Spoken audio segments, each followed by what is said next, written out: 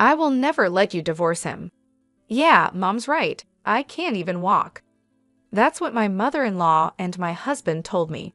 I married my husband Liam because I loved him.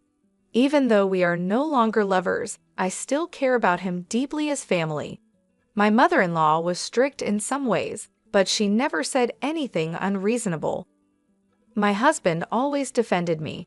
Then one day, he had a big car accident and didn't wake up. While I was busy visiting my husband and dealing with the accident, I checked the driver's recorder. When I saw the footage, I was shocked. I knew I could never forgive my husband. Everything that had happened seemed like a lie. When he woke up and was in a wheelchair, I said goodbye to him. My name is Julie, a 37-year-old housewife. My husband Liam and I got married 5 years ago. I was depressed for a long time because my ex-boyfriend, who had promised to marry me, dumped me. I met my husband at a party my friends took me to because they were worried about me. To marry my ex-boyfriend, I started working as a temp instead of getting a full-time job after graduating from college.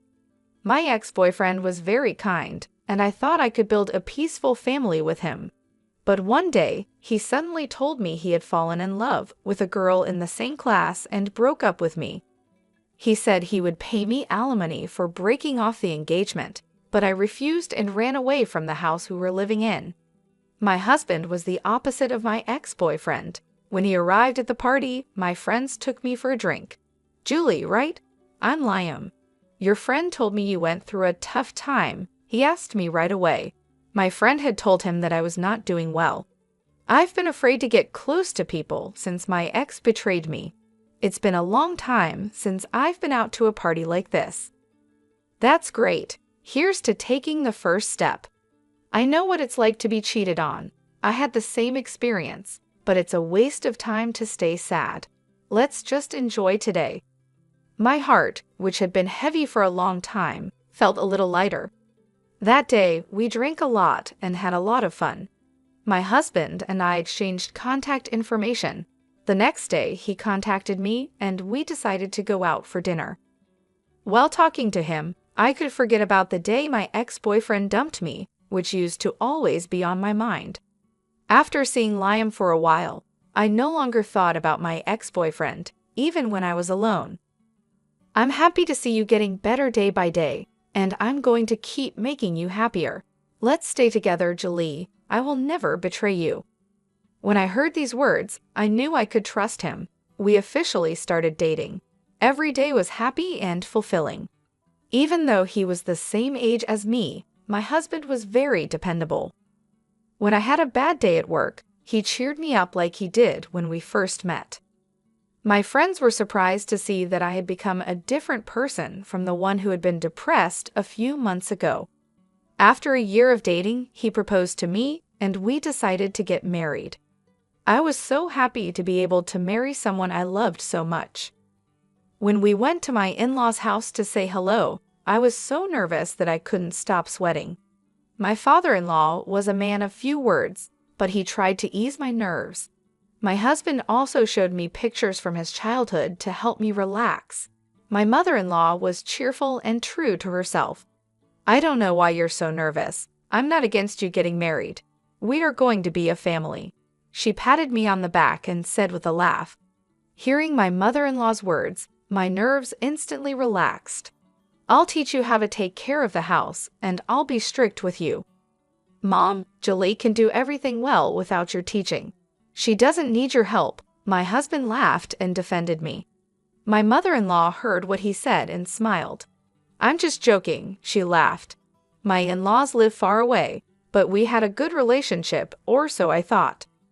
At the wedding, many of our friends celebrated with us. I was so happy that I cried all the time. For the first few years of our marriage, we were really in love. I looked forward to my husband coming home after work every day. I got a lot done because I knew a delicious dinner would be waiting for him. My husband's job required a lot of overtime, but no matter how late he came home, he always ate my dinner and praised my cooking. I loved hearing him praise me, so I spent my spare time looking at recipe websites and adding more dishes to my repertoire. During New Year's, we visited my in-laws' house with my husband. My mother-in-law always taught me how to cook. You should buy an instant pot. Try this meat. It's so tender, isn't it? Sometimes she was kind, but more often she was stern. What are you doing? You're wasting your time. You need to be smart about what you're doing. I used to cook only for my husband and didn't have the skills to cook for others, so it was a learning experience for me. My in-laws were not bad people, and I think I was able to live peacefully with them. But maybe you are happy with just the two of you now. You should have kids soon. The only time I was hurt was when my mother-in-law talked about children. It's not that we didn't want children. Of course, we wanted to have a child, but it wasn't that easy. My husband and I talked about it and decided not to have fertility treatment.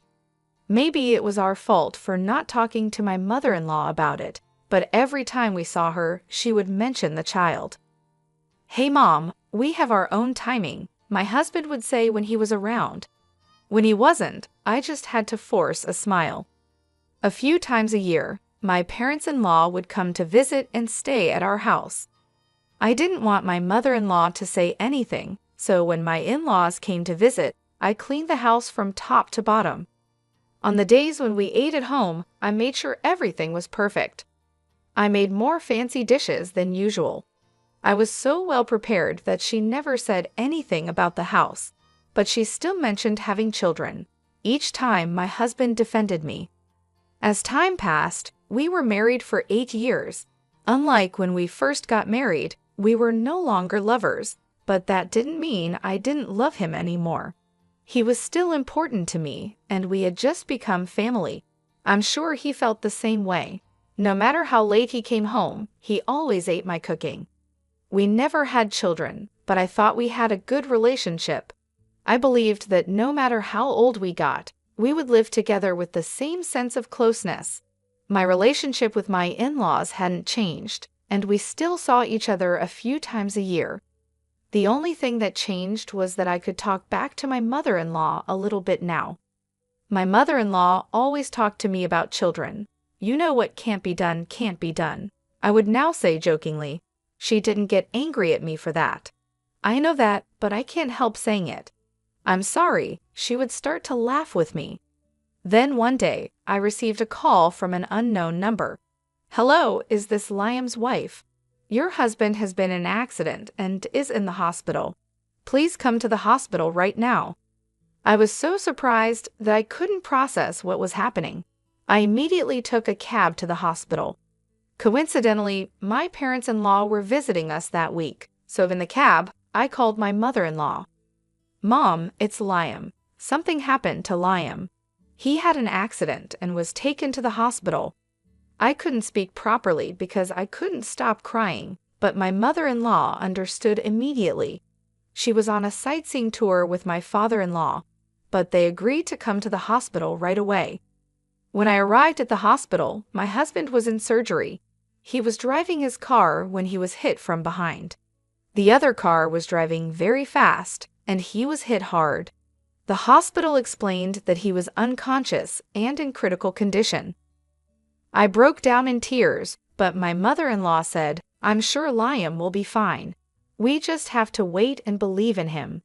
I felt sorry that my parents-in-law were worried about me, even though it must have been hard for them too. The surgery took a long time, but it was a success, and my husband survived. My parents-in-law and I cried in relief. After that, my husband's consciousness didn't come back easily. We took turns staying with him, hoping he would wake up. While my in-laws were at church, I was busy dealing with the accident and other formalities. The police told me my husband was the victim of the accident. The other driver was arrested for dangerous driving. However, the driver claimed my husband was also at fault. I wanted to protect my husband, so I went to the accident scene. The car was so damaged, but miraculously, the drive recorder was safe. I took the SD card and checked it with my laptop. The footage was still there. After that, I headed to the hospital to switch places with my mother-in-law. I was almost there when I got a call from her. "Hey Lauren, Liam has regained consciousness." She sounded so happy. I rushed to the hospital. Thank goodness, Liam, you're awake. I heard my mother-in-law's voice when I arrived. My husband was able to talk as if he had just been sleeping. Oh, I was in an accident. I don't remember. When I heard he was awake, his doctor came to check on him, and we all talked to him. My father-in-law also came to the hospital. The doctor said the surgery was a success, but didn't know if my husband would be able to walk again. He would be in a wheelchair for a while and would need physical therapy, but they couldn't promise he would walk again. The atmosphere in the room turned heavy. Why? I can't walk, my husband mumbled to himself after the doctor left. My mother-in-law tried to cheer him up. We will help you as much as we can. Let's do our best in physical therapy so you can walk again, right, Lauren? Instead of agreeing, I said, no, I'm leaving him. I want a divorce, I said. Everyone there was surprised by my unexpected answer. Huh? What are you talking about? In a situation like this, I'll never allow you to divorce my son. You're a heartless woman. My mother-in-law yelled at me. My husband added, yeah, Mom's right. I can't even walk. How dare you? My father-in-law was too shocked to say anything. Then I took my laptop out of my bag and showed them a video. What if someone finds out? A young woman asked. It's okay, we're on break. No one from the office is going to come around here, my husband replied. Your wife could be watching, she said. There was my husband and the young woman, talking to each other and making out. She was wearing the uniform of the company where my husband worked. From their conversation, it was clear he had been having an affair with her. What the hell is this? My father-in-law asked in surprise. No, it was just a fling. There's nothing between me and this woman, my husband stammered, too nervous to explain himself. My mother-in-law seemed at a loss for words, maybe because she was so surprised. I kept quiet and played the next video. I'm not doing well with my wife. I'm getting divorced soon, so let's get married, my husband said. Really? Will you marry me? The woman asked, giggling. How disgusting. What are you doing, Liam? My father-in-law, who was always so calm, turned into an angry man. My husband was lying on his face. Liam, you shouldn't cheat on your wife. Apologize to Lauren. And Lauren, forgive him, okay? Liam's body is like this now. He can't cheat on you anymore. My mother-in-law, who had kept quiet until a few minutes ago, became impatient and started defending her son. Well, I want you to watch something else, I said, and then I played another video. There was my mother-in-law and my husband. I want to see my grandchildren's faces, she said. Mom, don't tell Dad, but I'm thinking of getting a divorce and remarrying. The next one will be young, so you'll be able to see your grandchild soon, my husband replied. Oh yeah, that's great. But if you cheat on your wife, she'll take all the money, she warned. Don't worry, I'm making sure she never finds out. As long as I come home and eat, that's all that matters to Lauren. She is happy as long as I eat her cooking. She doesn't seem suspicious at all. I'll play it smart. Don't worry, my husband said. You are so smart, my mother-in-law praised him. I can't wait to see my grandchildren. My mother-in-law knew my husband was cheating on me and agreed he should divorce me so she could see a grandchild. This was disgusting. How dare you talk like this? I don't want this kind of wife or son. My father-in-law's face turned red with anger. My mother-in-law and my husband looked impatient, not knowing what to do. Which one of us is the heartless one? I'll divorce you for sure. Why should I help you after all you've done? Be happy with your young lover. Goodbye. Wait, Lauren. Ignoring my husband's voice, I left the hospital room. My father-in-law followed me. Lauren, I'm so sorry, he said, bowing deeply. It's not your fault. Thank you for everything. Please tell him that my lawyer will be in touch with him. As I walked out of the hospital, the tears I had been holding back began to flow. I wondered how long I had been deceived. I didn't know, but now that I did, I was glad I could leave him. The divorce went through without a hitch. I got a lot of alimony. The other woman my husband cheated on me with was a receptionist at Liam's company. I was surprised to hear she was just 23. They used to meet on their lunch break a few blocks away from the office and then go back separately. The accident happened while my ex-husband was returning to the office alone. I was a little skeptical as to why he had an accident in his car while he was at work, but after hearing the story, it made sense. My lawyer told me that sometimes my ex-husband and his lover would take half a day off to visit her house. He was being very secretive, so I wouldn't find out. I don't think he thought it would come out this way, and because their affair had become a rumor within the company, he had to quit his job. The woman he had an affair with also had to quit.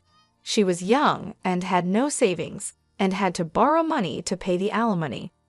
At the same time, we divorced. My parents-in-law also divorced. My father-in-law couldn't forgive my mother-in-law either. I was surprised when I heard from my father-in-law about the news. My mother-in-law had rented a small apartment and was living with my ex-husband after he got out of the hospital. They couldn't afford to rent a handicap-accessible house because they had no money left after paying the alimony. My ex-husband is working on physical therapy, but the chance of him being able to walk again is very small. His young lover left him when she realized he might never walk again. She didn't want to be tied down to someone who couldn't walk, so she decided to leave him and move on with her life. This left him even more devastated, adding to the emotional toll of his physical condition. I've been living alone for a while now. At first, it was hard to adjust to the quiet and the loneliness, but over time, I started to find peace in my own company.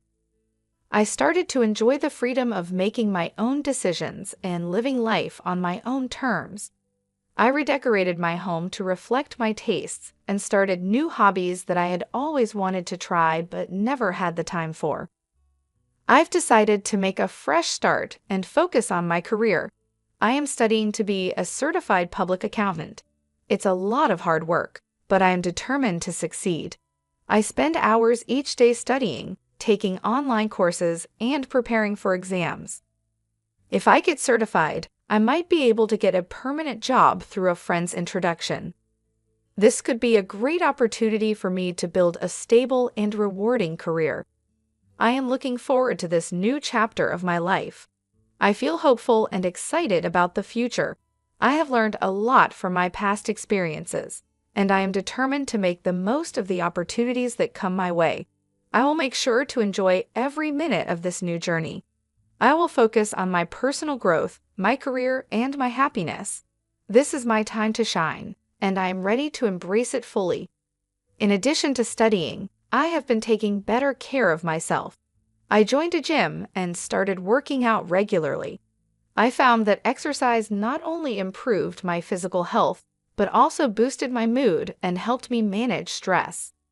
I also started eating healthier, cooking nutritious meals for myself, and even trying out new recipes.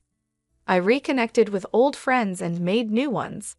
I joined a few social groups and clubs related to my interests, which helped me meet people who shared my passions. These new connections have been incredibly supportive and have made me feel less alone. I've also been volunteering in my community. Giving back has been a rewarding experience and has given me a sense of purpose. I've helped out at local shelters, participated in community cleanups, and even started tutoring children in math, which has been both challenging and fulfilling. Throughout this journey, I've been journaling my thoughts and experiences. Writing has been therapeutic and has helped me process my emotions and reflect on my growth. Looking back on my entries, I can see how far I've come and how much stronger I've become. I am grateful for the support of my friends and family during this time. They have been my rock, providing encouragement and love when I needed it the most. Their belief in me has helped me believe in myself. As I move forward, I am excited about the possibilities that lie ahead. I know there will be challenges, but I am confident in my ability to overcome them. I am focused on building a bright future for myself, one filled with joy, success, and fulfillment. This new chapter of my life is a testament to my resilience and strength. I am proud of the person I am becoming and look forward to the adventures and opportunities that await. I will make sure to cherish every moment and live my life to the fullest.